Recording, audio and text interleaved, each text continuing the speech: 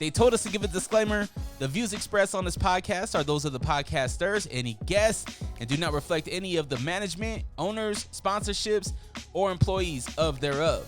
Pretty much, if you're soft, don't listen to this podcast. One thing I pride myself on is just being the same and trying to look out for my folks along the way.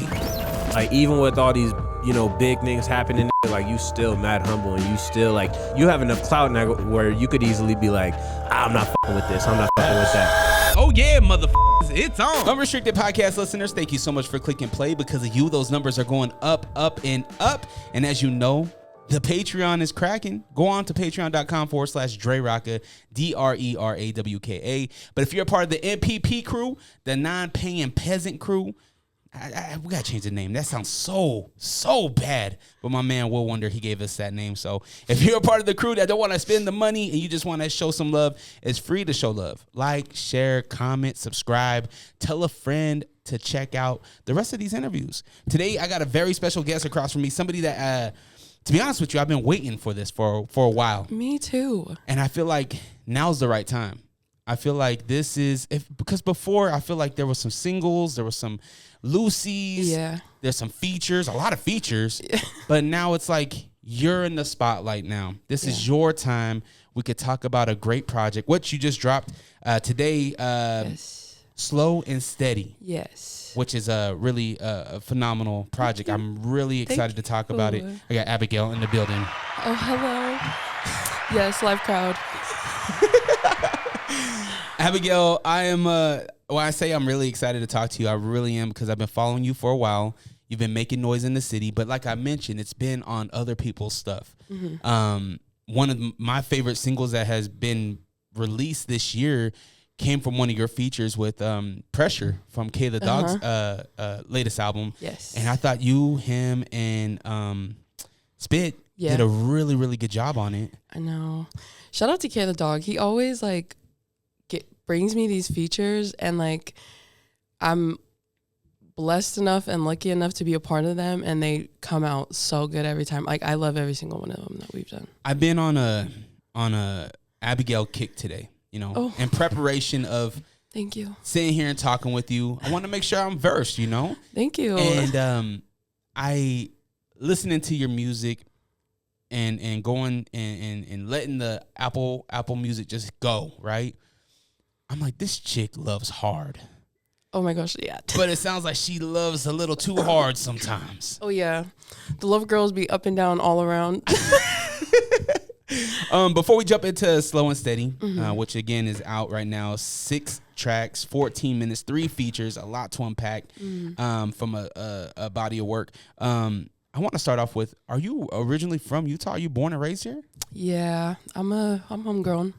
Where at? What city? Where are you from? I grew up, I spent part of my childhood in Rose Park, and then the second half of my childhood I spent in Farmington. So pretty opposites of the yeah. Very one extreme to the other, I guess. But damn. yeah, She so said extreme. not necessarily that.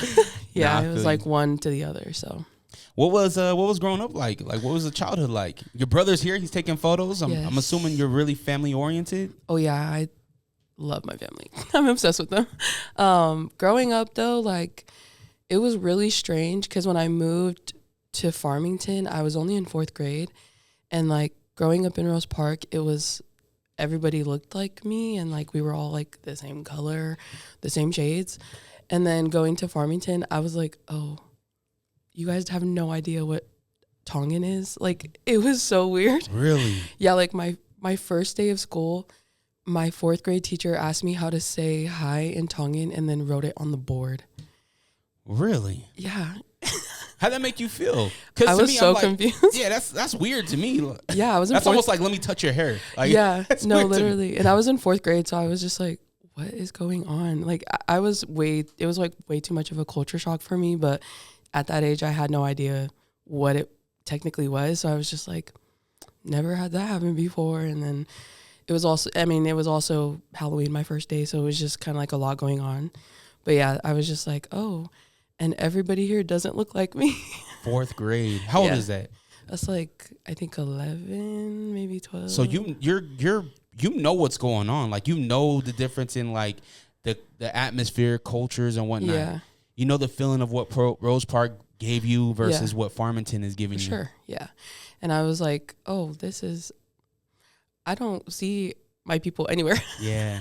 Rose Park too, because like Rose Park, when you say Rose Park to me, I instantly go to like early 2000s when there was the Rose Park family barbecues all the time, the 116 barbecues. Do you remember those? Did you and your family go to those? I went to, I think, a few, and then I sang at one when I was like really, really little, but I had already moved to Farmington. Gotcha. But yeah, and then after that, I kind of just like didn't always make my way back to the city, so I just kind of always was in Davis County after that. You from a big family? Yeah, I'm the oldest of 7, and then Hold on, you're older than him? Oh no! This is my cousin, but he's like my cousin brother. Gotcha. Yeah, it's like we spend so much time together, and like I call him my twin. Like gotcha. We're twins. But yeah, like I have 7. I'm the oldest of 7, and then but like we weren't always in the same household, so it was kind of like that. And then it takes a village. So like I was raised by like my grandparents, my aunt, my uncles, all had a hand in it. So all here in Utah? Mm-hmm. Yeah, my family's all Utah based pretty much. So yeah. Did you ever travel outside of Utah? Yeah, when I was little, but it was like I didn't really understand. Gotcha. I was little. I was just doing stuff like being a kid. It was like wherever my family is going and we're gonna go. But yeah, now that I'm older, I've definitely traveled out. So where's the musical influence come from? Is your family musical? Yeah. Growing up, my uncle was a producer and an engineer, and then my aunt, she was singing as well and writing. So they were working on music. When we lived in Rose Park, they turned our basement into a studio, and so they were always working on music, and so I was just like always around it. And then my siblings kind of just like the bug got them too as we all just got older. But yeah. So did your parents not want to do the whole Jets thing? They didn't want to? I guess not. I mean, they had like a band when they were like kids and like teenagers and stuff. But I think they were all just so far apart in age, some of them. And they were just all doing different things that it just was like, I think for some of them it was more so just like, oh, this is fun. I watched the Jackson 5 documentary. Not documentary, it was a biopic. And I was looking at, I was watching it, and I was like, damn, man, if I had 5 brothers too, man, I'd get my brothers and let's sing, man. Let's go make some money. I've been looking at my siblings like, I wish I had these ideas when I was little. I would have made us harmonize. We would have turned into boys and men so fast. Yeah. Yeah, I love that. So, is your government name Abigail? Is that a stage name? Yeah, I just go by my government. Did you ever have like a stage name? No. Just always been Abigail. Yeah, I mean, like, me personally, I don't feel like I can come up with something catchy enough to hit, or like that I wouldn't cringe myself out hearing, because that's usually what it is I just cringe myself out, and it's nobody else, it's just me. So I was like, I'm gonna just keep it simple and just go by my first name. And I feel like I don't know too many Abigails. No, really? So it just worked. Yeah, the only Abigail. Oh no, I was gonna say what was the horror movie? But she's the doll. It's Annabelle, not Abigail. It's okay. Sorry, okay. Killer doll. It's okay. I'm like, No, that's cool that you go by. I think Abigail sticks out, right? It sticks out.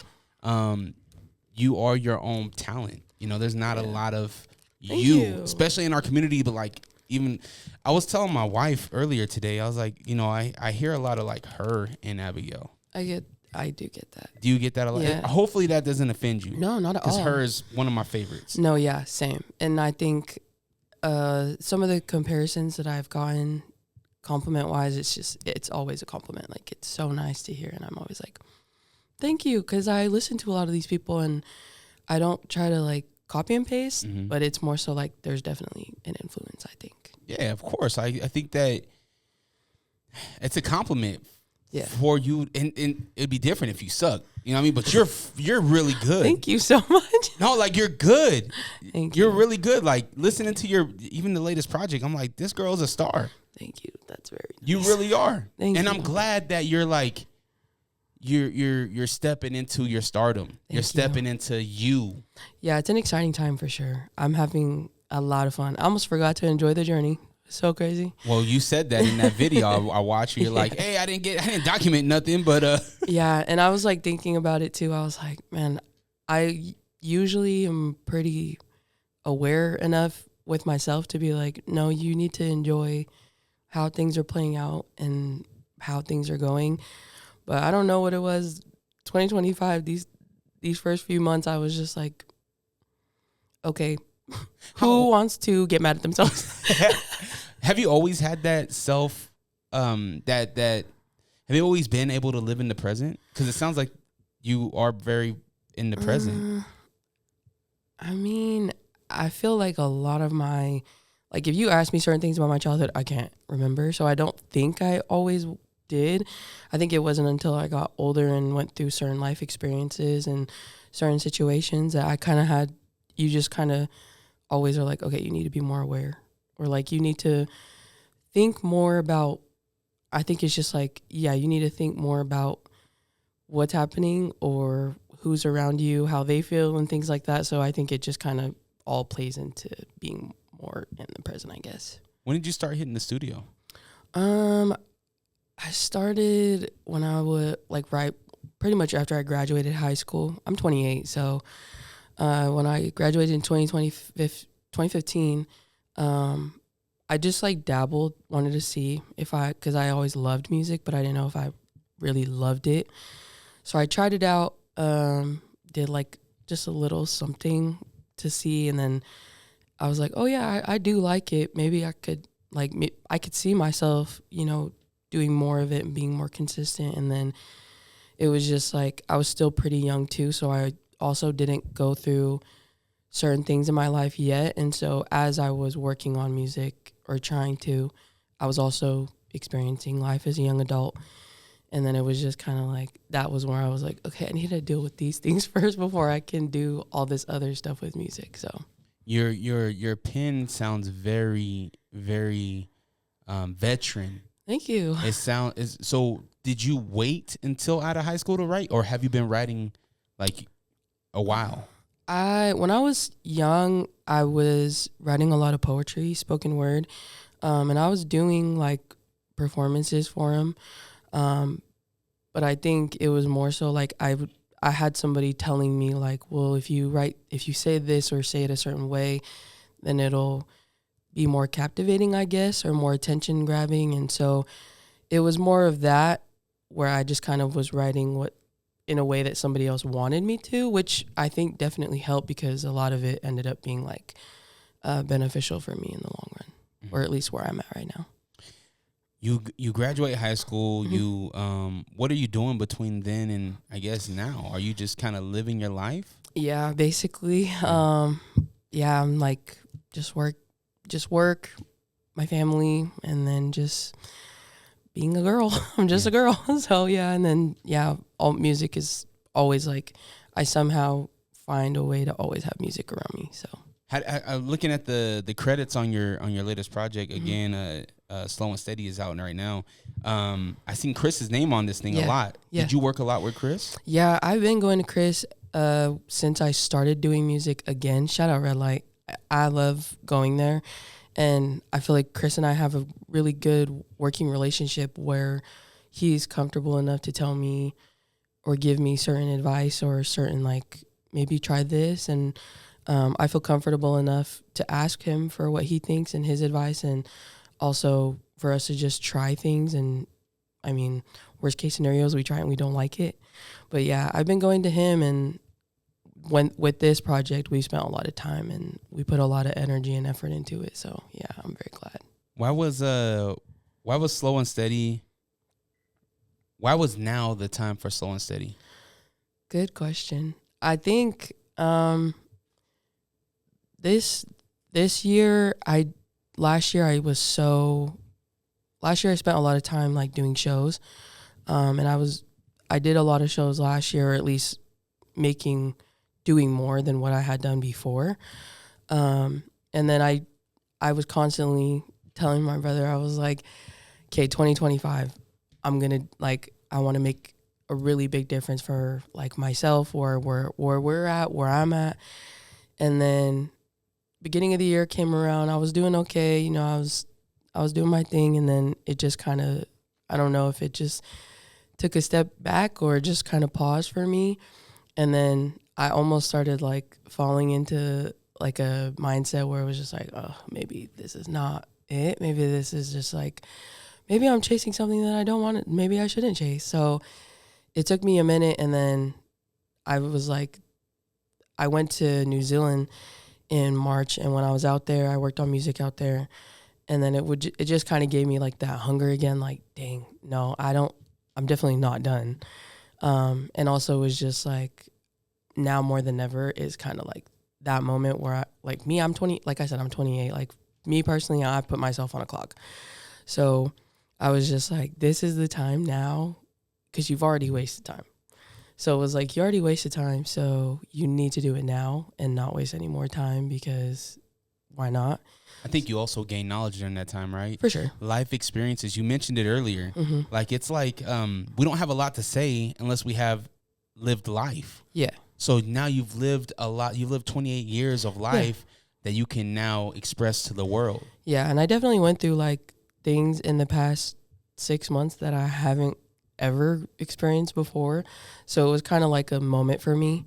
And then I think just in the recent maybe like 2-3 months, I finally felt like, okay, I'm over the hump and I can do it again, and I want to do it. And now I'm like, I don't know what it is. I feel like I have a chip on my shoulder for some, in a way. So I'm just like, oh yeah, I'm so like dialed in, locked in, and I'm ready to go. You said something in one of your videos that you posted promoting the album. Mm-hmm. And you mentioned that like a lot of people, it was their time. You gave them the roses. Kudos to them. Yeah. And now it's my time, you know? Yeah. I'm glad that you see it like that, you know, and it's to have that chip on your shoulder. But for me, I take that as like you're holding yourself accountable. Yeah. Because once you've already done it, like you've done it. It's done. Thanks. You put out a project. Yeah. You know what I mean? Now it's go time. Now let's put more effort into it. So now is Abigail 100% in on this thing? For sure. Yeah, for sure. I definitely think now more than ever, like the drive that I have, I've never had it before. The momentum that I have right now, never had it before. I put myself, like I did things for this rollout and this project that I've never done before.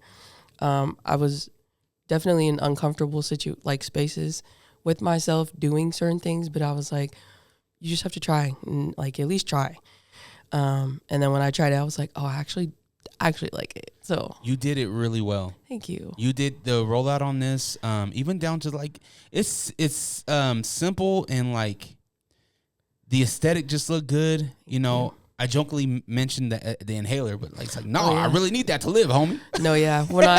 And like shout out to my siblings. Like my siblings helped me shoot all my content for it, and then like, you know, my brother helps me shoot my covers. So it's like I can't do it on my own. Like I have to give, you know, credit where it's due, and you know, it's not just me behind the scenes. It's my loved ones.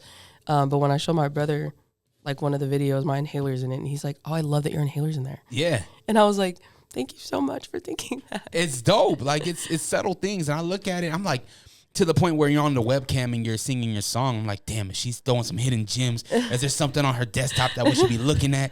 You know what I'm saying? Like, at least these things, because we're in the world right now, and I think a lot of it came from like the Kendrick Lamar subliminals that he would throw out, where it's like this connects to this and it could connect to that. Yeah. Where it's like, damn, is Abigail leaving us some Easter eggs and some things? So you know what I mean? Yeah. And don't say if you are or not. I'm a pro wrestling fan. I love pro wrestling. And they live in this thing called kayfabe. And kayfabe means fantasy, not reality. And in fantasy world of Abigail, it's like, let us think that there is something more to something else. You know what I mean? That it could lead to something else, you know? Maybe I am more mysterious than I thought.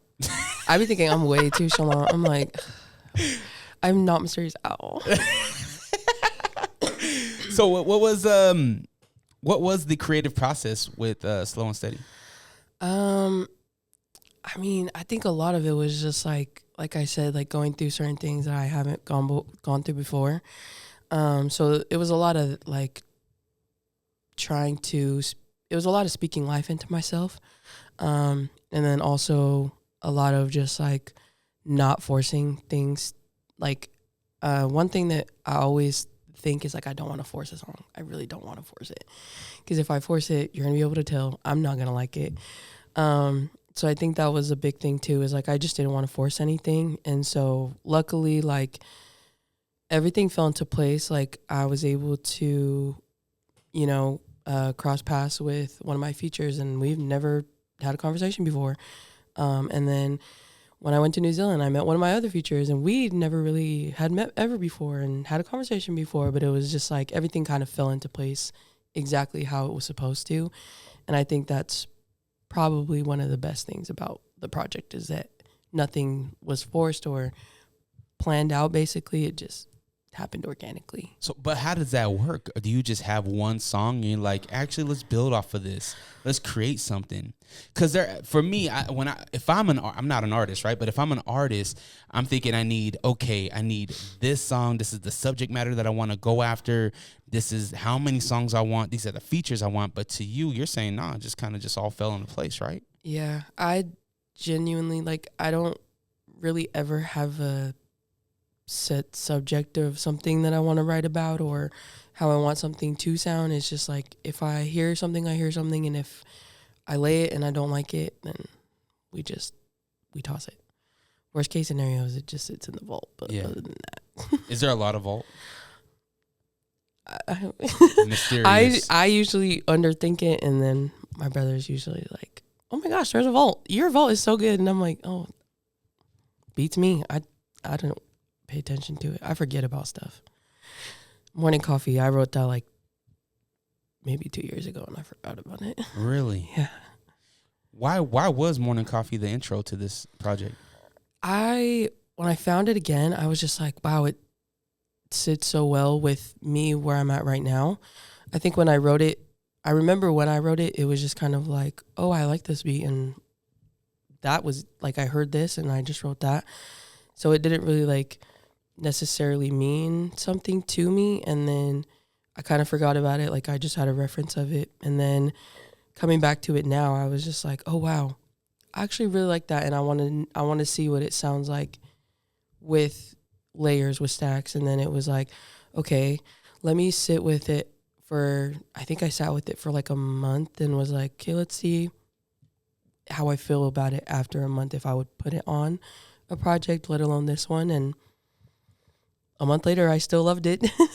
I think it's a good intro. Thank you. I think it hurt my heart a little bit because I'm like, this is the intro, right? I'm thinking about it as I haven't ever listened to you ever before, and I'm listening to you for the first time, and I'm like, damn, is this girl just lets this dude just play with her feelings? Like she's just letting this dude just play with her. When I was listening to that song, like, I mean, I still listen to it, and I'm like, I can't tell if this is a sad song or like if you're like happy or if you're like sad. But hey, you know, when you just are a lover girl and you just be out here just living, it don't be reciprocated all the time. Or it just doesn't work out. He was playing with Shorty too much. I guess. For once, I wish things would go my way. 2 years ago, was things just not going your way? Is that still how it is now? No. It's where I'm at right now. I think with that line alone, it's so funny because 2 years ago, yeah, I could have been like, it's not going my way. And I could still be like that right now. But right now I'm like, oh no, even if it's not going my way, like it's going the way it's supposed to. So that, yeah. Are you a woman of faith? Yeah. I'm going to pray. I pray all the time. Yeah. We be talking. I as a creative, I always tell everybody, like, we don't need the big this, that, and whatever to put us on, right? Yeah. Like, we live in 2025. You got your family. Mm-hmm. Like, you got a leg up that a lot of people don't. Yeah. You know what I mean? Like, for sure. And they want to help you. Yeah. As a creative, like, you got to let your family step up. And the people that want to help you, find where the need is, find where the void is, and use it. Because it's only going to take one thing. All we need is just one. Yeah. That's all we need. Yeah. We get one, and Abigail's out of here, and she opens the door for everybody. You know what I'm saying? No, we're doing. Like Yeah. you're doing it. You guys, I mean, the project's out. Mm-hmm. Go stream it. Yeah, go stream it. So, you're taking control of your life. Mm-hmm. There's no more waiting. Can't wait. Time waits for nobody. That's right. That's right. What I took a note. You mentioned that you were in New Zealand. Why were you in New Zealand? I just went out there. I just went to win. I should be doing stuff sometimes. Did you know anybody out there? No. So where do you go? I literally got myself a ticket, an Airbnb, and then like I met my mom had like a friend hang out with me. Like my mom paid someone to hang out with me. No, she didn't. I swear. But that was what it gave. But yeah, like I ended up like having someone that hung out with me, spent time with me the entire time that I was there. Like I literally used like zero brain power, and then I was able to work with one of my features on my project. He was super genuine. Shout out Jeremiah Hales. He was so kind to me, and like I didn't feel uncomfortable or awkward when I met him. And then even from there, it was like, oh, do you want to come and like mix with us? And I was like, oh, I don't mix, but I'll come, because that's just so nice of you to even do for me. So yeah, I ended up having a blast out there, and I'm so glad I went. So, when you're doing Here to Stay, by the way, my favorite record on the album, on the EP. Thank you. That's my favorite joint. Thank you. Hells, is that how you pronounce it? Yes. Hells. Are you recording his verse while you're there, or is he emailing you when you get back to the States? No, we did that entire song together in that session. So yeah, it was really fun, and it was really exciting. So yeah, he's so talented. He engineered it, the entire thing, mixed, mastered it, sent it to me when I came home, and it was. That's really dope. Yeah. Cause you don't hear a difference. Like for him to match what Chris did, really, really good. Yeah. I loved it. It doesn't skip a beat. You don't really, for me at least. Yeah. I mean, who am I? I'm just a consumer, but maybe the engineers are like, Chris is probably waving his, no, Dre, I can hear it. No, when I showed it to Chris, because initially me and Hales, we were like talking about, me dropping it, and he was like, okay, I'll send you like the stems and everything, and then you can have your guy mix and master it. And I was like, okay. And then I ended up showing it to Chris, and he was like, this is one of the best mixes I've ever heard. And I was like, oh, I love that for him and for all of us. Yeah. And so he was like, no, yeah, tell him like that's the best mix I've ever heard. And so when I told Hales, he just, put some finishing touches on it, sent it to me, and it was signed, sealed, delivered in mind. Was that on specifically Here to Stay, was that an old verse that you wrote, or did you write that fresh in New Zealand? I wrote it a few weeks before I went to New Zealand, but I hadn't written like a chorus. And then he wrote his verse while we were there together. And then while he was writing his verse, I was working on the chorus, but I knew for a fact for the chorus, I wanted it to be like a back and forth. So pretty much we just went off of what I had for the verse. It's such a good project. Thank I love so that much. song. One thing that you said on there was, I write down everything I think of you that I can't say. Mm-hmm. Do you have a hard time expressing yourself to the people that you care about? Sometimes I've noticed more so like with some of my loved ones, it's easier for them. Like I know for some people, it's easier for them to like have a conversation through text rather than speaking out loud. Cause for some people, like they're like, oh no, I can think properly when I'm writing things out. So for me, I think I've gotten better at communicating just outwardly with it, but I know for some people it's easier for them to write it. So sometimes I'm not always writing from my perspective. I'm writing for like somebody else. Like I know for this person it might be this way. So yeah, it was relatable for sure. Thank you. Yeah. Because there are some people that I need to write them things on. I can't really tell them. Sometimes it's easier. Hey, so for me, I'd be like writing, erasing, going back. A little too harsh. Yeah, I'm like, why do we have 5 drafts? Outside of music, how was your New Zealand experience? I had the best time. It was my first time going out the country, period. And then like there were certain things that I knew that I wanted to try when I was there or see when I was there. Like I had never had a meat pie. I ate one every day. Yeah. And I was like, if I go back home shaped like a meat pie, okay. Yeah. That's fine. Living life. Yeah, but it was the best time. Like, man, the weather out there, the people out there, it's so clean. That's what I heard. I heard that there's like rivers and bodies of water you can't touch. Yeah.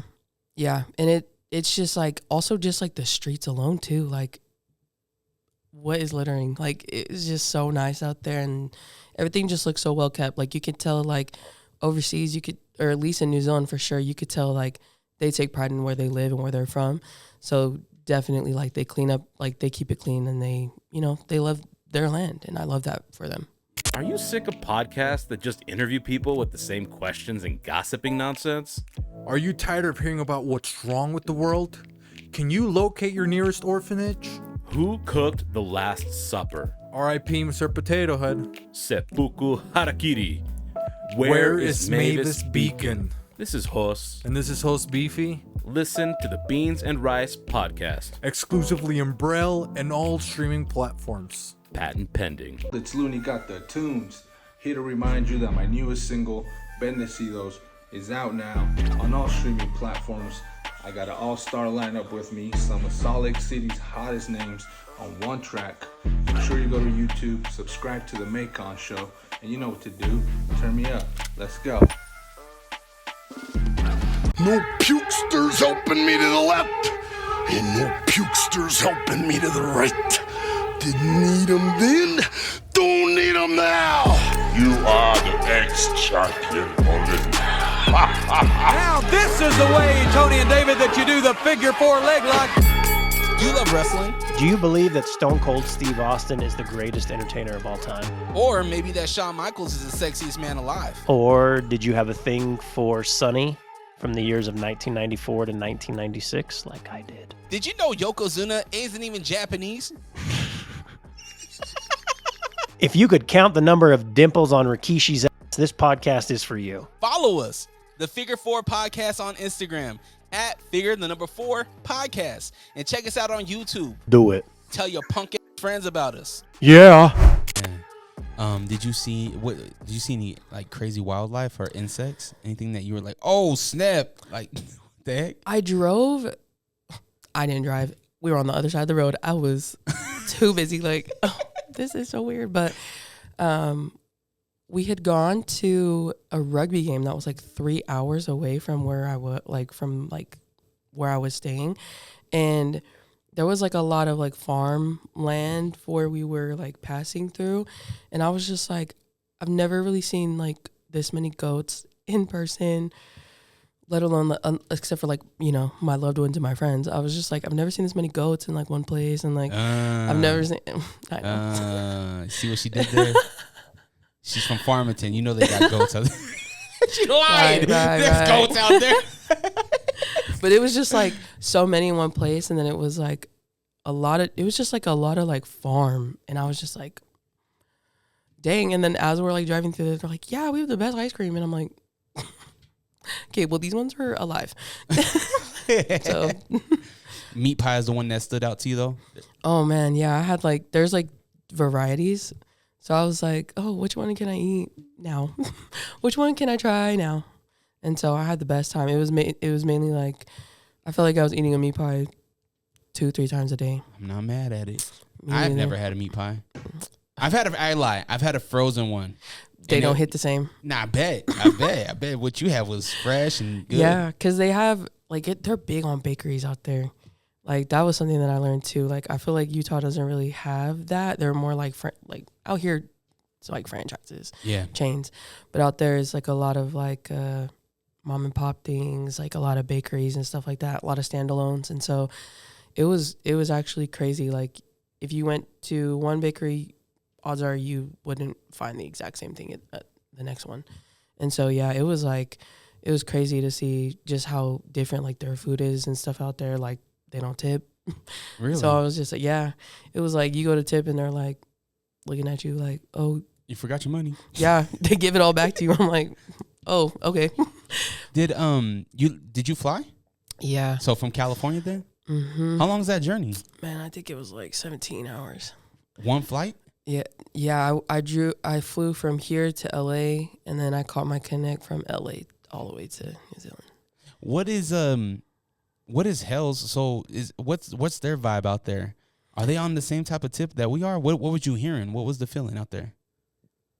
I genuinely think their R&B scene is crazy. Like, it is just they're so stacked. Like, vocally, and just like vocally, they have beautiful voices. Usually when you go to New Zealand, most people have a beautiful voice, but it was like the product that they're putting out too is like crazy. The R&B is just, to me, I almost can't touch it. Yeah. But it's like you can also feel like when I went to go hang out with him outside of the studio, it was still like a lot of other artists and a lot of other singers there. But you could tell it was just like the vibe was just like, oh yeah, well we're genuine friends outside of music. It was really fun to see that. Do they sing with the accent? I couldn't really hear it. No. But and like as soon as I introduced myself, they're like, "You're not from here." I'm like, "Yeah, I'm not." But yeah, like when we all sing, it's like, no, yeah, I can't really hear it. But yeah, as soon as they start talking, you hear it. Is your you said your family's here in Utah, but what generation came from Tonga? My grandparents. So your okay. Yeah, so I'm second gen. Yeah. Did you ever learn the language? I can understand it because my grandparents are they primarily speak Tongan. So I basically understand it just because of my grandparents, but I don't speak it, and I get too scared to speak it because I don't want you to clock me in my American accent. Like, ugh, I hate it. And so, yeah, I just understand it pretty well because of my grandma and my grandpa, but I don't speak it. The reason why I ask is because I was just thinking, like, does she dream and like, is it like when you're dreaming, if you're bilingual, which language do you dream in? Honestly, when I'm dreaming, I don't hear anything. You don't talk to yourself in your dreams? It's mainly like quiet, like I'm just seeing stuff. Is this after a mushroom or something? No, every time I dream. And like I thought that was normal, and then like I'll talk to my homegirls, and then they're like, "Yeah, I was dreaming and I was saying all this, or I was doing this," and I'm like, I do not dream like that. And then they'll be like, "You dream in color or black and white?" I'm like, "Mine are black and white." Damn, you got the old Mickey Mouse in your head. I guess. I guess. Why did you choose? Could Never as the single for this? Why was that the first song that you released? I genuinely, when I dropped Could Never in February, it was a standalone. It was just a standalone because it wasn't even a part of the project. Because I was just trying. I really like to try and dabble in different sounds and see what I can do, what I'm capable of. And so I just like to push myself. So when I did Could Never, I also did another song called Girlfriend. And those two were just straight pop songs. And honestly, at that time too, I was like, oh, I love Sabrina Carpenter. Yeah. And so I was just kind of on that tip. And then when I dropped Could Never, I just dropped it for it was around Valentine's Day. So I was just like, why not? And then, here I am with a project. And then I was like, oh, I'm doing a promo video for Could Never. And I dropped that already. And then I honestly, to be honest, I didn't pick it to be a single. It just worked out that way. And even when I dropped the promo for it, it brought in a lot of new ears and a lot of new people. And so I love that that's how it worked out because I genuinely love that song. I don't get tired of it. There's no skips on this project. Thank you. That's so nice. Thank you so much. Literally, like sometimes projects will have the fillers, This one, it's concise. It's to the point. Why did you write your verses so short? I be feeling like I'm a yapper. I yap. Like, you give me all day, we could sit here all day. But yeah, I just feel like I feel like I can say a lot of things in a verse, and so I don't like them to be so long because I feel like at some point you're like, okay, she could go. I don't want it to be a cipher.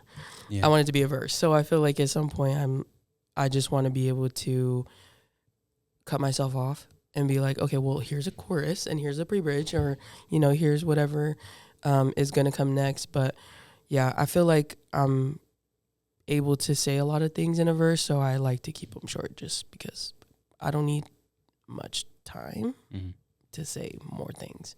You, I think it's going back to Here to Stay. There's a lot of harmonizations and like ad libs. Like it's done really, really well. Thank you. And you even talked about your stacks and whatnot. Is it Chris or who kind of showed you like how to make a song? Well, I feel like it's kind of hard. Like I feel like I can't really put it on like one person or anything like that. But I feel like when I had gone to Chris, like I've always loved backups and harmonies. I think a lot of that influence came from my family, my aunt, my uncle. Because when my aunt was doing shows, like they would have practices. I'm over there in the back, like I want to hear the backups. So like I'm trying to pick up the backups, like, so I'm like working on what can I hear, and if I hear somebody else singing it, I'm gonna match it basically. But as I got older, I didn't really hone in on stacks as much. I just knew I wanted there to be harmonies in every song, and then when I went to Chris, it was like, yeah, here are the harmonies. So we were just doing harmonies, and then I think as time went on, it was like, well, let's just try to add this and to add that. And I also, you know, I love Brandy. I love Ariana Grande. I feel like they can stack for days. So it was like, and, you know, Jasmine Sullivan, like they have those. So for me, it was just like, I want to try it. Like, and then I think as I spent more time on my craft, and I was able to develop more of like a sense of where I could hear them, how I want them to go, what they could sound like. And then with Chris, it was like, let's try them. And then if anything, we would try them. And if we didn't like them, we would just be like, oh, we don't need them. But all the time, it was like Chris and my brother, they definitely helped me like sit with stacks and like, what if you tried this? What if I tried that? And then we just go from there. Being in the basement with your aunt and uncle, you've learned a lot, right? You've seen a lot. You've experienced a lot musically. Did you ever jump in the booth? Is there any young verses or young vocals? Yes. Where are those at? And are they released? Will auntie and uncle release these?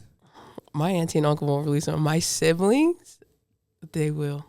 But absolutely, I won't. Why I not? won't say it. Throwback Thursday. No. And then redo it as an adult. Oh, they're just fire. like, or use your old vocals and do like a song with yourself. I don't know. I listen to a lot of my old stuff and I'm just like premature. Like you don't even know what you're talking about. I don't know. What was you talking about? Heartbreak? You didn't even have a boyfriend back then? It was like stuff like that, or it was just like, I don't know. I hear things, like I hear my own writing now and I'm like, oh, you could have wrote it better. So that's just there for like reflection basically. But my siblings, they live for that type of like, it's a joke. It's like a joke between us, and like they're always like, oh, Abby, da da da da, and I'm like, please don't pull me, don't do me. Not me. It's fun if everybody else. I'm like, oh my gosh, I just thought we were friends. What does your family think? Obviously, they're really supportive, but what do they think about you taking this thing serious? I mean, I think because music's always been in my family, it's just like, it's like, oh yeah, Abby's doing music, so it's like, since it's always been in our family, it's not necessarily like something groundbreaking. I think it's just I think more so the shock of it all is like how different time is, like how different the things are now compared to like, you know, early 2000s, and how, you know, how easy and navigating it is for like a lot of people to just do it on their own independently rather than it was, you know, early 2000s. Yeah, you don't need nobody as long as you got a studio and you got a vision. Yeah, like the only thing creators back is themselves now. Yeah, That's why I ask you if you're all in on this thing. for sure. Because one thing that really frustrates me, especially from our community, is that we have a lot of talent, but not a lot of drive. Yeah. Yeah, and I think that was something that I mean, I'm definitely going to have those days, everybody does, where, it feels like when it's raining, it pours. But I feel like I've done a lot of I don't want to sound so, like, aware, but I feel like I've spent a lot of time with myself when I wasn't doing music to really work on myself, to where I can push myself to the limit of, like, I'll know if it's way too much for me, and I'll know if I also am just like, it's just a bad phase. It's not a bad life. It's a bad moment. Mm-hmm. So I feel like for me, I'm able to put myself in those situations and be like, no, but this is what I want to do regardless of anything. I love that. You, I got my notes here. Got to take some notes, right? Talking about your family and the difference, right? They seen you when you were younger and they see you now. Obviously, subject matter has changed. Yeah. Is it weird when you're talking about sexy stuff in front of your family? Does that, because specifically, show me. Yeah. You open with, show me something like it's my birthday. But you can comprehend that in a few different ways. And the way that I meant it was not like that. What's that verse? Show me something like it's my birthday. Yeah. What's the next line? All I ever seen is the same thing. What's the thing? It's like, trial and error. It's like you meet people, you fall in love with the potential. Gotcha. They end up being exactly cookie cutter, and it's like, oh, well, that was fun. Does it take a lot to impress Abigail? If you've seen it all, like, what does a individual have to do to catch your attention? I mean, I don't know. At this point, I'm like, can you just be like upfront? I mean, I don't know. It's you say that as if you just got out of something. No. It's just, I don't know. I feel like, I don't know. I feel like sometimes people change, or some people don't. And so, sometimes regardless of how I perceive it, like regardless of, what the situation is, how I perceive it is how I perceive it. And so I feel like somebody can either not change, or they can change a little bit too drastically, or in a way that just doesn't sit right with me. So, yeah, to me, I'm like, I don't know. For me, I'm just kind of like, I don't know. I appreciate consistency in all of my relationships. And so I think that's pretty much what I need at this point in my life. Just with things changing all the time, is I need some kind of consistency from. And I feel like with my relationships in my life, like my family, my friends, that's what it is like consistency. Starting like, if you're going to be there for me and I'm going to be there for you, I want it to stay that way. Like, I know life happens to everybody and things like that, but as long as like, it kind of just is like a domino effect. Cause then it's like, if you're consistent, the communication is there. And then it's like a domino effect, really. It kind of pockets everything. What did you want to be when you were growing up? A lawyer and a musician. Somehow, well, I went through phases. It was like one day I wanted to be an astronaut. One day, I don't even know what that was. It was like I wanted to be an astronaut. I wanted to be a lawyer. But music was the one thing that was just like, but I also want to sing. So you've always had the goal of being some type of musician. Yeah. Did you ever pick up an instrument? Yeah, when I was in junior high, I was in band. I played trombone. That big old thing? Right. I didn't have asthma at the time, obviously. So I was all day and night. But yeah, I mean, other than that, I never picked it up. I so badly wanted to play like the guitar and the piano, but like me personally, I have such small hands. So I'm like, I can't, them frets, them keys, my fingers can't stretch. Abigail, those are excuses. There's people out there that play the piano with no hands. I know. Fuckers out there with their toes. I know, but I'm like, it's okay. I'll just sing. Sing is your instrument. Yes, exactly. Do you want to pick up any instruments? I've always wanted to drum, so I feel like, and where I'm at right now, I'm like, it's never too late. Like, I've never had that mindset, so now I'm like, it's never too late. So, and I watch my siblings, like, my siblings play the guitar, they play the bass, and stuff like that, and so I'm just like, dang, watching you guys do it makes me want to, let's start a band. That was my next question. Follow up was, are you gonna implement the family into some of your live performances? Yeah, I definitely want to. Like, those are my siblings. Like, I love my siblings. Like, they're my kids. So in a way, like, I'll do anything for them. And so with my siblings and them picking up instruments or them wanting to do things with music, any way that I can implement them into it or introduce them to certain things, I'm more than willing to do it. Like with my brother, he's playing guitar and he wants to take it more serious and he wants to be more, he wants to, strengthen his voice. He wants to, learn how to harmonize and things like that. And so, any way that I can help him, I'm always right there. I'm their biggest cheerleader all the time.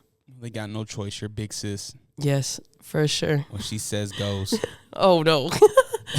No. If my siblings don't want to do something, that's okay. You don't put it to them? No, I don't force them to do anything. It works. She's saying that for the podcast. I just play. How'd you end up a Chiefs fan? My dad. I'm not new to this. I'm true to this. I almost wore my jersey today. I'm not even lying. I almost wore my jersey today, and I was like, okay, relax, because I could really just go on a whole entire tangent about him. But yeah, it was my dad.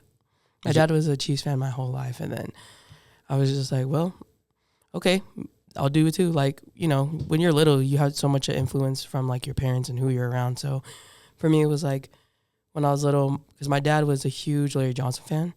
So when he went to the Chiefs, he just stayed there. My dad just stayed there. And then growing up, I was just like, okay, well, then that's what we're doing. And then my brother is like a fan of where my dad grew up. Like, so my brother's a Cardinals fan. Oh, okay. Because my dad was born there or he grew up there. And so my brother is a fan of them. And so, yeah, we just kind of like pick where things were part of our dad. And so for me, it was like, I grew up, spent a lot of time with my dad when I was little. And so, yeah, it was like, it was football and WWE. But I don't know anything about WWE. Damn, that hurts my heart. So, I know so many people that enjoy it. I don't know if you're gonna watch this back. You can see my eyes brighten up a little bit. I'm sorry. Like Christmas morning, I was like, she said WWE, and then she said she doesn't watch it, and I was like, damn, I thought we were gonna be able to talk some pro wrestling. I wish. No, and I know so many people that like grew up and they love it, and I wish that I did. I just remember when I was little, like my dad would make me like, I don't remember it now, but when I was little, my dad would make me remember like the Rocks saying. So like I would always say it, like and I remember he would have a ball. Like he would have a ball just having me say it. And like I'm a pretty like big personality person, especially when I was little. So I was acting like I was Dwayne The Rock Johnson doing it. Like my dad, I put on for my dad. That's dope. Have you guys had a chance to go to a game yet? No, when they won the Super Bowl, I think it was 2020. Trying to think of what year it was. I think it was 2022, 2023. I went. Yeah, and I had the best time. And my dad went to the Super Bowl? No, I went to the parade. Oh. I went to that parade. I flew out that day. Is that the one that got shot up? No, the one you're born. Okay. Oh, no. Jeez. I almost went to that one too, but I didn't make my flight, and then I found out that that happened, and then my family was like, "Oh my gosh, thank goodness you didn't go." And I was like, I still would have went. I still wish I went. Yeah. Here's the thing: is that if anything bad's gonna happen, it's gonna happen. Yeah. I've been, that question about living in the present. That's something that I really struggle with, especially as a father. You don't have no kids, right? No. If you ever have the opportunity to have kids, if that's something that you want in your future, it becomes harder to live in the present because you're worried about your kids' future. Yeah. I think I did a lot of that with my siblings when we were younger. And a lot of my young adult years with my siblings like that. And so I feel like right now I'm kind of like, I want to be selfish a little bit. So yeah, that's kind of where I'm at right now. I think that's why the music thing is like why me and music are going together real bad. Are you planning on traveling and the music? I am trying to book shows out of state right now. Okay. So, and it just all comes with like what works for both parties and things like that. But yeah, I've definitely been working on trying to book out of state shows. I do want to, do something back here home. And then I do want to travel overseas and work on music again. So I definitely I'm trying to think ahead, but also be in the moment. Did you, for Slow and Steady, did you want to release it in summer? No. Nothing. You weren't. It was just like, we're just going to get rid of it. It's done. Let's get rid of it. Honestly, it sounds crazy, but I didn't really have I didn't have a map of this is how it's going to go. This is when I'm going to drop it. This is what I'm going to do. It was just like genuinely everything was just falling into places and it just all aligned for it to be where it is right now. And the reason why I ask is because when I listen to this project, I'm instantly like October. Like I'm instantly like November. Like this, I'm telling you right now, this project's it hits great right now, but it's gonna hit different in the next 2 months. Thank you. Yeah, I'm excited. I feel like sound wise, I feel like it definitely is going to sit well with, the upcoming holiday, like the the colder seasons. Mm-hmm. So I'm excited about it, but I didn't really have that intention. It just, by the grace, it worked. We don't have, to my knowledge, and I'm just an old guy, but to my knowledge, I don't think we have any R&B nights currently going on. Is there any plans? You said you want to do something at home. Mm-hmm. Is there any plans to do like an Abigail and Friends or a night with Abigail? I would love to do something like that just because I also really, there's so much talent out here in Utah. And I really feel like everybody deserves, their moment. And I think building connections and building, those bridges is a big deal. And so I definitely would want to do something like that because I do really like, I think the younger generation is crazy. So I really, really want to give them, their flowers, and I want to give them a place on stage to be like, yeah, this is the body of works that they be putting out, and this is how crazy they can go. I think you can create something really dope, and just build your build your following even more. I tell people all the time, you get the people, you get everything else. Uh-huh. If Abigail can for sure bring 50 people to a show, 100 people to a show, you get everything. Because there's nobody out here that can do that right now. Thank you. To that volume. Thank you. You know what I mean? Yeah. And you got the talent. Now it's just the grind. Yeah, for sure. And I've never been hungrier. So I'm like, yeah, I definitely want to do that. And I definitely have been talking about building a team to build something very I don't want it to be like, oh, we just threw it together, not really putting any thought or intention into show? it. Yeah. Okay. I want to do something, even if it's something different. Like, I just want it to be very intentional and just very beneficial for everybody involved. I want there to be a lot of behind the scenes work of this is how we got from A to B. Yeah. I think naturally that happens. Yeah. But you got to make it happen. Yeah. You know what I mean? You talked about being a little selfish. Please be so. I understand you want to show love to people and do all this stuff, but keep in mind that this is your moment. Thank you. Mm-hmm. And it sounds harsh. It sounds whatever. And I'm sure there's going to be tons of people that want to work with you, but in due time. Timing's everything. For sure. Yeah. But I think now is the time for Abigail to be the one to step forward and get this Thank moment. You. Yeah, I'm definitely trying to do my best at basking in the moment, and rather than being like, okay, this is done, so now what's next? So I definitely, and it's just also I'm really good at comparing myself to where other people are and other people's progress and things like that. So I'm really trying to just be in the moment with this project and just with my, intentional with what I'm trying to do right now with music. Do we have visuals coming with this project? Yes. Yeah. I still haven't made, certain decisions on certain things, but definitely, yeah. I definitely am working on those. You get any footage in New Zealand? Not with the intention of a visual, more of like, oh my gosh, here I am, period. Gotcha. It could be used though. Yeah. I mean, and I'm planning another trip out there too, so if I have to. You gave us 14 minutes of heat. Are we gonna get a larger body of work in 2026? Yes. Yes. I definitely, and it's funny because this was ultimately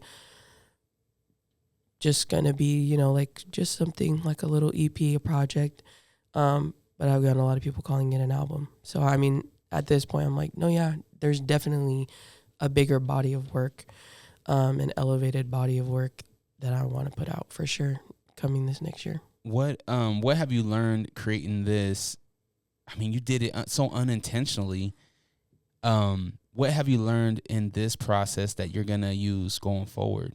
Because I'm sure there was some challenges, and I'm sure there was some like, oh, I could have done this, or I could have done that, or I should have done this, I should have done that. I think this what makes this project definitely different from a lot of my other stuff is like I really didn't want to second guess myself so much on every song, and so instead of listening to them over and over again and just looking for something to be wrong, I sat with them and I was like, no, I'm genuinely happy with where it's at right now, or this is all I want to change, or that we can just add this here. So I definitely want to move forward with just having the mindset of like, don't doubt so much of what you're capable of. Definitely stand on business, like at the end of the day, what you put out is you want to be proud of it. So as long as you're proud of it, don't doubt yourself. It'll be fine. Have you wrote for other people? No. Your pen game is crazy. Thank you. I feel like you can also have a career in that as well. Thank you. For a while I was just like, oh, maybe I'll just write for people. But then I was like, I want to sing too. And that's perfectly great, right? Like it's kind of like the Neo effect, right? Like Neo wrote a bunch of songs for a bunch of great people. Yeah. But then he also stood out, was like, yo, I could do this too. Yeah. And I want to say that's something that Hales does. Where he'll assist in writing, but then he also works on his own stuff. And I'm like, man, that's so dope. You're so like, there's so many layers to that. So yeah, I definitely want to do it in the future. And I think it's definitely something that's doable for me for sure. We recently lost Fiji. What did Fiji mean to you? Oh my gosh, that was so crazy. I loved it. I loved him. Like what he did for the Polynesian people, man, is generational. Like it's untouchable in my opinion. I think there definitely isn't going to be another Fiji. But I think going forward, there's definitely going to be a lot more intention and influence, with, him in the Polynesian music game. Cause I feel like before there was so much of like, this is what he's done for us. And I feel like, and it's the funny thing about, losing legends is like, after that, you're always going to give them their flowers, even more so than, some would have when he was here. So I feel like going forward is definitely going to be something where you hear a lot more influence and you think a lot more on it, where it's like, dang, that is where that influence came from, or that is where that came from, or this is who we heard it first from, type of thing. How do you feel Polynesian artists are representing in Utah? I think there is so much talent here in Utah, but I definitely think that there needs to be more push, whether that be, from the city or it be from, the artists themselves. I definitely think there's so much potential here. So I feel like there just needs to be more of a push. Like I feel like everybody needs to stand in their power and really just be selfish. Yeah, like be selfish, know that you can, if you're seeing other people do it and you're like, oh, well, maybe it's just not my time. it doesn't matter. Like, you can still work towards those things, because when it is your time, then that's inevitable. But you can at least make the progress for it. So I think that's something that I really want with the younger generation is, like, it's not going to come fast. It may or may not come fast, but that doesn't mean you slow down or stop. You just keep going, because eventually it's just written in the stars. Yeah. And I think that's something Utah definitely needs to, I want them to implement that. I want everybody to implement that. Yeah, the grind is man, I can't say it enough. Like, we need more grinders. We got enough talent. We need grinders now. Mm-hmm. I think it's just, Utah's such a family state too, that I feel like people just are so focused on their families and, you know, things like that, that they also, it's easy for, at least me personally, I feel like in the past it's been easy for me to be like, I need to focus on these people instead of the goal of, like, what I want to do. And I don't want people to, you know, think, oh, it's just something that I'm chasing, or it's just something that might just be, like, you know, a hobby, and I need to take care of my family, or I need to make these sacrifices instead. I'm like, it doesn't have to be a sacrifice. No. I think you can do both. Life gets hard. Something's always gonna pop up, right? Your tire might go out, your car might need repairing, whatever it is, you know, health, whatever it is. I feel like you can't let that take you off of your North Star and what you want. Mm-hmm. Stay focused. It's a test, for real. That's all it is. How you feel like you're passing? Are you passing the test? I feel like I'm doing the test pretty well. Right. I feel like if it's open book, then sure. The test is open book. I got a cheat sheet, sure. Yeah. But I'm like, you know, the beautiful thing about tests is you never know what to expect on a test. You know, those questions are unexpected. So I feel like that's definitely where I'm at right now. Like, roll with the punches. If something happens, you just roll with the punches. I love that. Yeah, we got to roll with the punches. Yeah. And I apologize if I say this incorrectly. Is it Neoflow? Neoflow. Neoflow. Neoflow. Neoflow. Yes. What was that? Man, that was such a fun opportunity.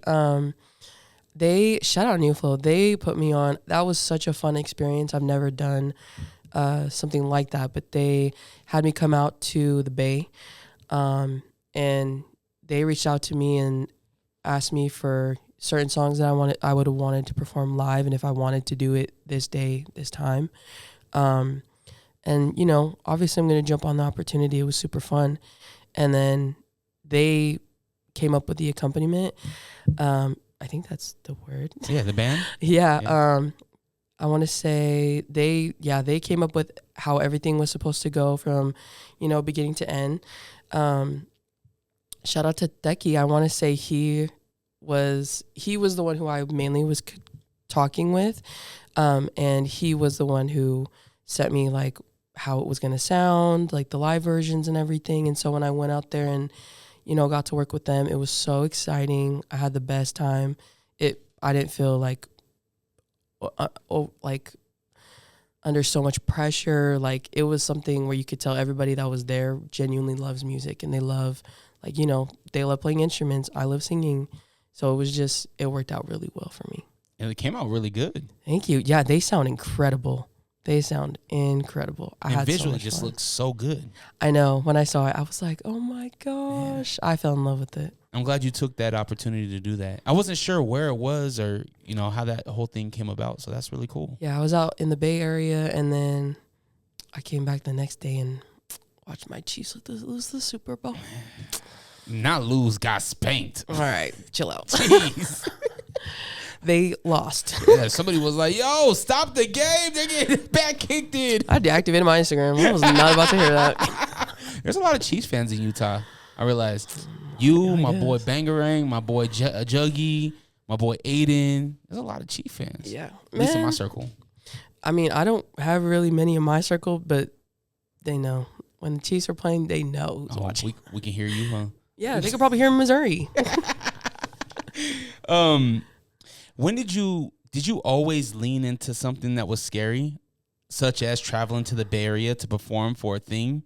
Like, have you always leaned into the scary thing, or when did you learn to lean into it? Music. Like, with music, it's like, if this is what I want, I have to do the things that are uncomfortable for me. Like growing up, I didn't really travel on my own. I didn't really, do a lot of those type of things on my own. And it was like, I wouldn't necessarily do it if I wasn't completely sure.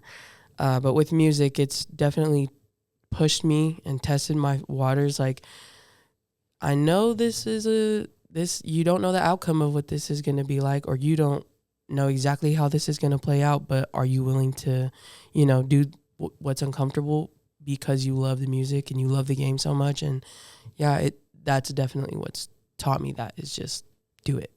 It's scary to try new things. Yeah. But I'm glad that you did, because it created a cool opportunity. Yeah, I've had the best time with like certain people that I've met, putting myself in these uncomfortable situations. And a lot of those situations where I am uncomfortable, I end up leaving feeling like so good, and I'm, extremely blessed and grateful to even cross paths with them. Do you like coffee? Mm-hmm. Not really. My sister loves coffee, so. All right. Morning coffee. I was wondering what's her morning cup of Joe look like? Yeah, no, I'm not really like a coffee person. What's your go-to drink? Celsius. Okay. Energy drink? Yeah. Isn't that what it is? Celsius energy drink? Yeah. Okay. Yeah, usually a Celsius. If we're talking like alcohol-wise, I'm going Tito's. You're a vodka girl? Mm-hmm. I got some Tito's over there. Oh, I seen it when I walked in. Don't even worry. You said there's some drinks over there. I said, yeah, I see that. I see that maroon cap. Hey, if Slow and Steady was a flavor of ice cream, what would it be? Oh, that's such a good question. Flavor of ice cream. Shoot. I'd say like something with strawberry. I mean, I don't personally like strawberry, but I don't personally like strawberry like that much. But like, I love pink, and I feel like it's just like a cute thing. So I'm like, yeah, Slow and Steady. It's like, I don't know. It's like strawberry. Yeah. Okay. Every once in a while, I hit something with strawberry, and I'm like, oh, that's not bad. So Slow and Steady is like, oh yeah, not bad. It's great. Thank you. Okay. Correct me if I'm wrong, but I think when you were introduced, was it with Ghost? Yeah. How did that happen, and what happened to the split with you and Ghost? It was just like, I grew up knowing Bobby, so we had that, like, we already had like a connection just off of, two kids growing up together and both of our families doing music. So we had like that influence growing up, and so we crossed paths. And we were just friends. And then I met, when I decided like, oh, I think I want to do music. Me and Bobby, we worked on like a few songs together. And then from there, it just kind of like, the opportunity kind of just worked or presented itself, where it was like, oh, do you want to be in the group? And I was like, oh, sure. Like, I didn't really know, I'm young. I don't really have anybody around me like my age at the time. So I ended up being around them a lot. And so it just kind of played out that way. And then, with me and the split, it was just kind of like everybody was just in different places in their lives. And then for me, when I was splitting from the group, I had no intention of even working on music again. So, and my health was, it was rough at the time. So for me, I was just like, I need to focus on my health. I need to, I don't think this is for me. I just have other things that I need to focus on.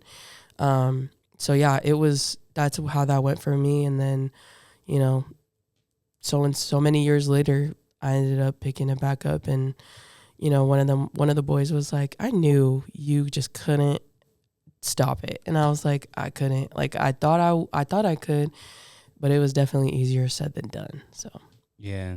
No, I think you did the right thing. I think you're following your purpose. You are, I said it, I'm gonna say it again, you are a star. Thank you. But that star can only shine as bright as you want it. Yeah. So in my opinion, you need to focus on this and make this shit pop. Like, I know. You got it. Thank you. I appreciate that. Yeah, I definitely, there's nothing else that I want to do. Like, I just feel like right now where I'm at right now, everything's just aligning for me. So this is what I want to work for. Do the Chiefs take it this year? I mean, I usually sacrifice my fantasy leagues for them to win the Super Bowl. But this year, I sat out for fantasy. They're going all the way, though. I'm writing none. Hello. I'll be at the parade. No, she won't. Yes, I will. That's why there was a shooting that year, because I didn't go. Wow. I think somebody passed away down there. Rest in peace. That's crazy. All right, Abigail, I've taken up enough of your time. The project's out right now, Slow and Steady. Again, 6 tracks, 14 minutes, 3 features. Bad Boy Mook. Where's that from? Where's he from? Washington. State? Yes, Washington State. I think they're out like, let me not guess what city, but yeah, Washington. Tacoma, Hilltops. What's up? I lived in Tacoma for a while. Okay. Yeah, so I'll just say he's from where I'm from. Okay, go crazy. Right, go Tacoma. How'd you meet Bad Boy Mook? That was something like we've still never met. Like that was just something where we were. It was just like, oh, are you working on any? Like, are you open for features? And then it was just like, oh yeah. And then it was like a few weeks later, it was like, I actually think I have a feature for you. And then I sent him a few different tracks, and then I was really hoping that was the one that he was gonna pick. And then it ended up being the one that he picked, and I was so happy. So yeah. Why only one Utah artist with Mo Too Crazy? I had no intention of that. Gotcha. I think Mo is so talented, and I have so much confidence in him. And he's just an overall, like, even when you're just around him in person, like just in general, like that's a good kid. And so, and when we had done the first song that we've done together, which was OTW, On the Way, I know so many people that still talk to me about that song. And we did that song back in like 2022 or 2023 or something. And so I was like, oh, why not just spin the block, do another one? And it just worked out so well. It did. Go check it out yourself, Slow and Steady. However you get your music, I personally listen to it on Apple Music. Yep. Really good. Link in bio and all that good stuff. It's there. Yes. Abigail, where can we follow you? My username on everything is Abigail, GUWOPIGAIL. And then on all streaming platforms, it's just Abigail. Abigail wasn't available? No, it is Abigail. No, you're at. No. Can you believe it? There's another Abigail in the world. I was like, I'm about to DM you. Please, let me have it back. I'm like, girl, you don't need this. Yeah, for real. That's hilarious. Go follow her. Go check out the project. It's really, really good. I can't say enough good things about it. Thank you for giving us it. We need more. I'm gonna hold you to the fire. I was just about to say, hold me to it, please. Because if I don't see something again, are we gonna get something before the end of the year? Yeah. Okay. I mean, I definitely am working on like features and stuff like that. So, you'll hear me here and there, and I definitely want to get like another thing, maybe something small for Christmas out. But are you gonna be rapping? Here and there, I guess. I don't know. What's rapping to me, like, I'll be thinking that I'm rapping. People are like, no, you're still singing. And I'm like, oh, thank goodness. I don't want to be known as a rapper. I'm not a rapper. Yeah, but you can. Thank you. Go check her out, run it up, and drop a comment. Let me know what you think if you've already heard the project. Like, share, comment, and all that good stuff. Thank you for coming through. Thank you for having me. I had so much fun. I'm glad you did. Come back. You're like, no, I'm done, Dre. I was going to say, I'll come back. That bottle of Tito's is over there. But I was like, oh, no. I'll bring you your own bottle next time, now that I know. Period. Tito's. You'll just have that bottle. It'll just be over there on your side. I'm not a big Tito's guy. Unless it's with Hawaiian Punch or something. Oh. Does that ruin it? I'm just I'm a you shot. Straight shot. Oh, my gosh. You're an animal. Just straight vodka. Slow and steady, y'all. Yeah, that's true. All right. Make sure you check out the Patreon, patreon.com/DreRawka, DreRawka. But as always, just like, share, comment, subscribe. It's free to show love. Have the day you deserve. Always protect your light. We're out. Peace. Peace. Thank you.